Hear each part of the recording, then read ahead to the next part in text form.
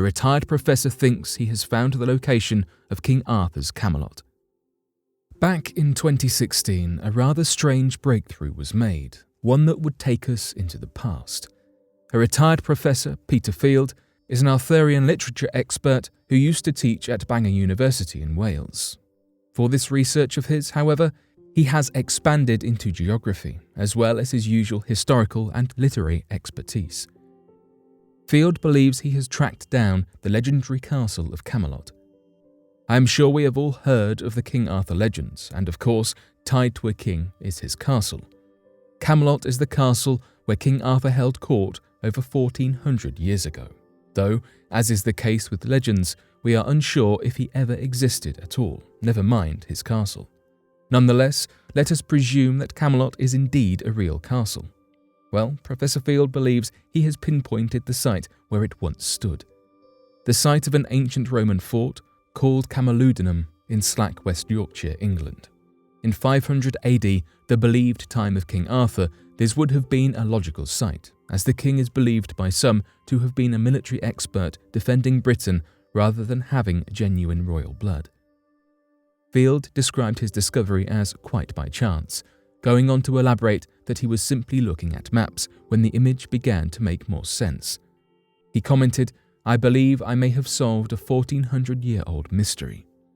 While his suggestions are yet to face scientific scrutiny under peer review, this is a promising hypothesis, to say the least. Some evidence that could support Field's theory is that Camalodunum as a word could have evolved, linguistically speaking, into the word Camelot. As we use language over time, it adapts, adjusts, and becomes more efficient for speakers. It is entirely plausible Camelot is derived from the word Camalodunum.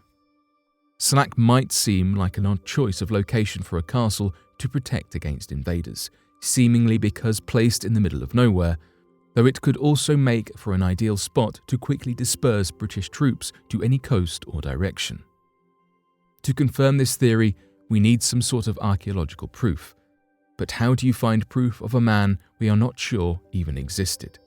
Some have suggested that the King Arthur, with a round table and wizard pal Merlin, is actually an amalgamation of a number of British rulers, immortalized together in one big story. Others believe he exists but had his stories exaggerated, and others think he is an entertaining legend, but nothing more. Future research can only bring more answers, though for now we will be left with a few more ideas to answer our questions in the future. Oldest known human footprints in North America discovered at National Park. Up until this next discovery, archaeologists believed that humans first appeared in North America 11,000 to 13,000 years ago, basing this judgment on stone spears found scattered throughout the continent.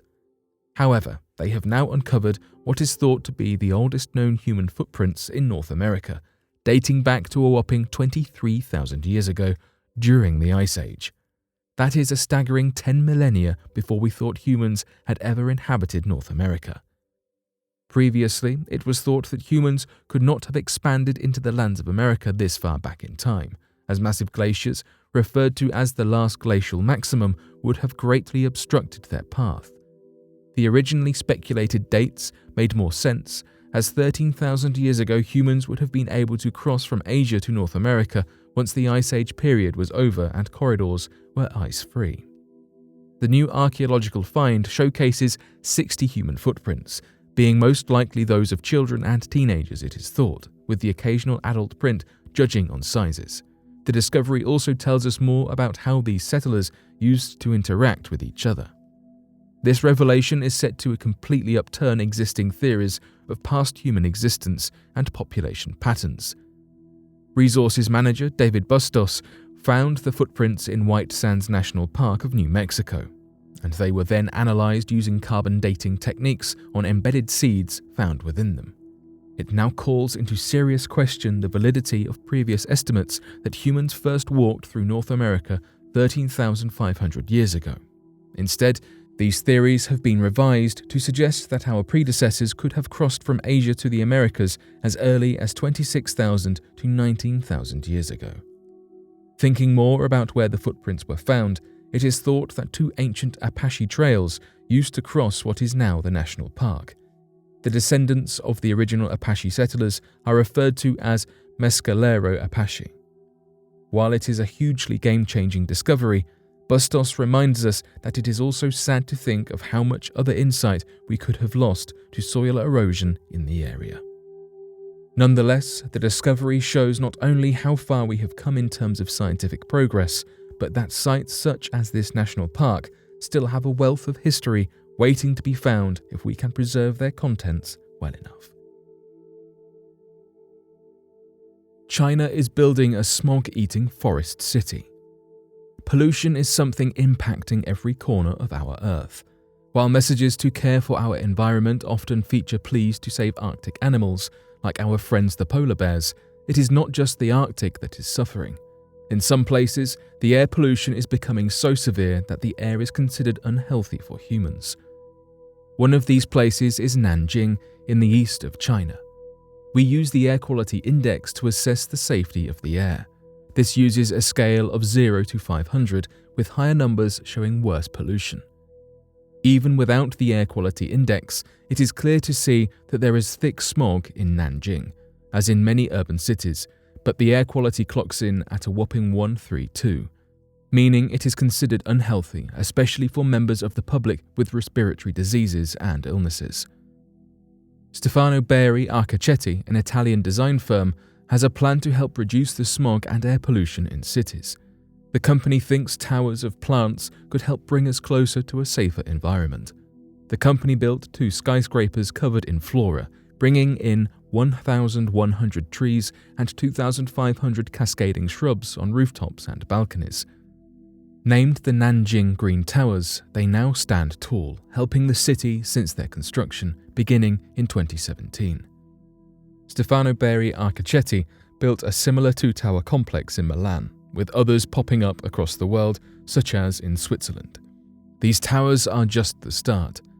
They aim to have a forest city created in Nanjing that features multiple skyscrapers like these towers, with lots of green space, creating as much improvement as possible. These vertical forests are a brilliant idea. They are space-conscious, yet help our environment, collecting 25 tons of carbon dioxide each year and producing 60 kilograms of oxygen each day, per tower. However, 4.7 metric tons of carbon dioxide are produced by the average vehicle annually, meaning the towers only cancel out 5 cars each. This is why a forest city could take these slight improvements to a huge leap forward. These ideas and designs sound incredibly futuristic. They are becoming incredibly necessary. The climate crisis is happening now, and change needs to happen. Plants and forests can help, but each of our actions count too.